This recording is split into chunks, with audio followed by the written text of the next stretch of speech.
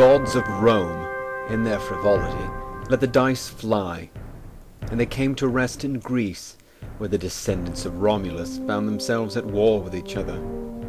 Pompey Magnus stood with his many legions on the plains of Pharsalia to face the small army of his friend Julius Caesar, and there, within the sight of the capricious gods, Caesar won the day. Pompey fled south with his family to safety, to Egypt, and so it was that Antony took the news to Caesar, who, with victory so near he could taste it, gave the order to set sail in pursuit of his enemy. Rome turned at last to Egypt to take what was owed, and even more. In Alexandria, King Eulodes the flute player, the king who had sold his country to Rome to save his throne, was dead. The son of the king and his sister had watched and waited as he slowly and painfully left the realm of mortals and became a god. Upon his last breath, he commanded that sister and brother should rule in his stead. But the new king and his queen had other plans, and within a month the queen and her ragtag army were banished to Sinai, and civil war fell upon the land. This made the gods of Rome smile as they prepared to roll the dice over the sands of Egypt. The Lord of the Two Lands welcomes the mighty Caesar to Egypt. Ah, yes. And you are? Pothinus, chief advisor to His Majesty and... Royal windbag, you mean? So, young king, all alone? If you mean where is Cleopatra? Cleopatra? No. There is time enough for trivialities later. I am just curious where you might be keeping my old friend, Pompey. He is quite dead. Dead? You should have seen it. His head rolled down those stairs and bounced to the harbour. Who killed him? Surely, Caesar, you wanted him dead. Silence, eunuch. We thought you'd be pleased. We'll be taking up residence in the palace. Rufio, find Pompey and send his body back to Rome. Yes, Caesar. But Romans, in the palace? That cannot be. Shall I see how far your head can bounce down these stairs? I should like to see that. Your head flying into the... Be quiet, you fool.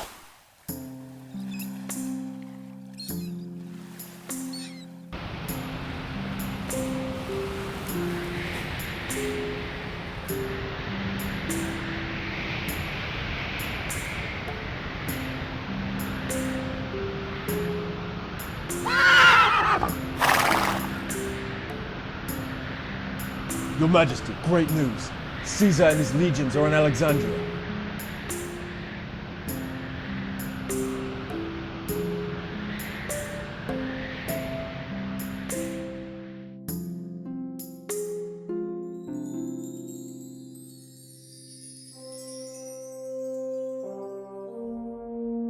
With Antony back in Rome, and only half a legion here with us, we are at a great disadvantage. Just as we were in Elysium. Precisely, Rufio. Your luck may not hold this time, Caesar. Let us hope it does, Posca. Halt! Who goes there? Caesar, I bring you a message from Queen Cleopatra. How very curious. Come in, young man.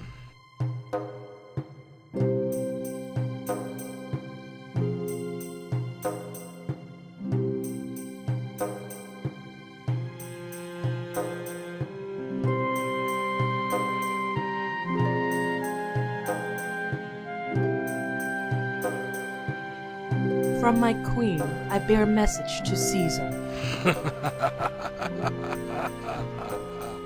Your Majesty is taller than I imagined. And you are shorter than I was led to believe. Short of temper at the moment and very tired. I will see you in the morning, Your Majesty. You will see me now. How did you get past the palace guards? Perhaps I flew over the walls on the wings of Horus, or maybe I came wrapped in a magic carpet. What does it matter now?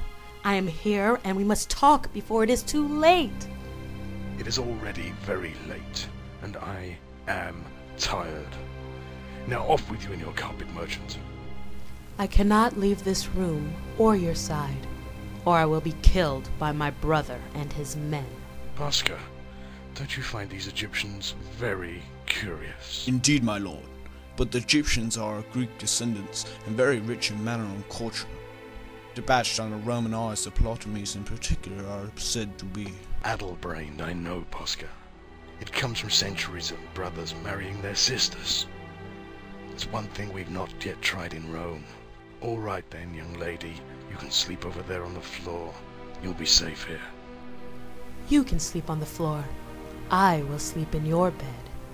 And there we will both find safety.